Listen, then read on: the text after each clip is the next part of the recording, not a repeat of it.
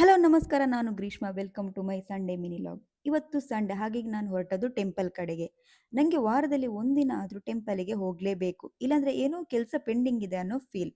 ಹಾಗಾಗಿ weekly one day temple visit compulsory. ನಾನಂತೂ ದೇವರನ್ನ ತುಂಬಾನೇ ನಂಬ್ತೇನೆ. ಯಾವುದೇ ಕೆಲಸ ಇರಲಿ, ಪ್ರಯತ್ನ ನಮ್ಮದು, ಫಲ ದೇವರದು ಅಂತ ಅನ್ಕೊಂಡಿದ್ದೇನೆ. ಓಕೆ, ನಾನು ಫಸ್ಟ್ ಮನೆಯಿಂದ ಡೈರೆಕ್ಟಾಗಿ ಹೋದ್ದು ಗುರು ರಾಘವೇಂದ್ರ ಸ್ವಾಮಿ ಮಠಕ್ಕೆ. ನಾನು ಇಲ್ಲಿಗೆ ಬರೋದಕ್ಕೆ ಶುರು ಮಾಡಿ ಆಲ್ಮೋಸ್ಟ್ 9 to 10 ಇಯರ್ಸ್ ಆಯಿತು. ನಾನಂತೂ ರಾಯರಿದ್ದಾರೆ ಅನ್ನೋದನ್ನು ತುಂಬಾನೇ ನಂಬ್ತೇನೆ. ಈ 9 ಇಯರ್ಸಲ್ಲಿ ನನ್ನ ಲೈಫಲ್ಲಿ ತುಂಬಾನೇ ಚೇಂಜಸ್ ಆಗಿ ಹೋಗಿದೆ. ಪ್ರತಿಯೊಂದು ಟೈಮಲ್ಲೂ ರಾಯರು ಕೈ ಹಿಡಿದು ನಡೆಸಿದ್ದಾರೆ. ಕಷ್ಟ ಯಾರಿಗೆ ಇಲ್ಲ ಹೇಳಿ, ಮನುಷ್ಯರಾದವರಿಗೆ ಪ್ರತಿಯೊಬ್ಬರಿಗೂ ಕಷ್ಟ ಇರ್ತದೆ. ಬಟ್ ಆ ಸಿಚುವೇಶನ್ನ ಹೇಗೆ ಫೇಸ್ ಮಾಡಿ ಹ್ಯಾಂಡಲ್ ಮಾಡ್ತೇವೆ ಅನ್ನೋದು ತುಂಬಾನೇ ಇಂಪಾರ್ಟೆಂಟ್ ಆಗ್ತದೆ.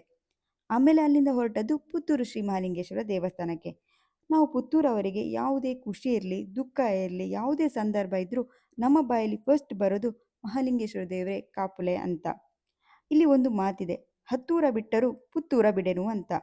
ಈ ದೇವಸ್ಥಾನದ ಇನ್ನೊಂದು ವಿಶೇಷತೆ ಏನಂದ್ರೆ, ಕಾಶಿಯನ್ನು ಬಿಟ್ರೆ ಸ್ಮಶಾನ ಇರುವುದು ಈ ದೇವಸ್ಥಾನದ ಮುಂದೆ. ಆಮೇಲೆ ಅಲ್ಲಿಂದ ಹೊರಟೆ. ಅಮ್ಮ ಮನೆಗೆ ಬೇಕಾದ ದಿನಸಿದಿಷ್ಟುದ್ದ ಲೀಸ್ಟ್ ಕೊಟ್ಟಿದ್ರು, ಹಾಗೆ ನಮ್ಮ ಮಾಮೂಲು ಶಾಪ್ ಕಡೆ ಹೊರಟೆ.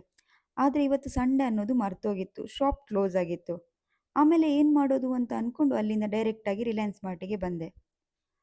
ಅಪ್ಪನ ಜವಾಬ್ದಾರಿ ಕಂಪ್ಲೀಟಾಗಿ ನಮ್ಮ ಹೆಗಲಿಗೆ ಬಿದ್ದಾಗಲೇ ಜೀವನ ಅಂದರೆ ಏನು, ಹೇಗೆ ಅನ್ನೋದಕ್ಕೆ ಶುರು ಆಗ್ತದೆ. ಅಪ್ಪ ಯಾಕೆ ಪ್ರತಿಯೊಂದಕ್ಕೂ ಲೆಕ್ಕ ಇಡ್ತಿದ್ರು ಅನ್ನೋದು ಅರ್ಥ ಆಗ್ತದೆ. ಆಮೇಲೆ ನಾವು ಒಂದೊಂದು ರೂಪಾಯಿಗೂ ಲೆಕ್ಕ ಇಡೋದಕ್ಕೆ ಶುರು ಮಾಡಿಬಿಡ್ತೇವೆ. ಹಾಗೆ ಮನೆಗೆ ಬೇಕಾದ ಎಲ್ಲ ಐಟಮ್ಸ್ನ ರಿಲಯನ್ಸ್ ಮಾರ್ಟಿಂದ ತಗೊಂಡು ಮನೆಗೆ ಬಂದೆ. ಮನೆಗೆ ಬಂದು ಒಂದು ಚಂದದ ಊಟ ಮಾಡ್ತಾ ಈ ಮಿನಿ ಲಾಗ್ನ ಎಂಡ್ ಮಾಡ್ತಾ ಇದ್ದೇನೆ. Thank you.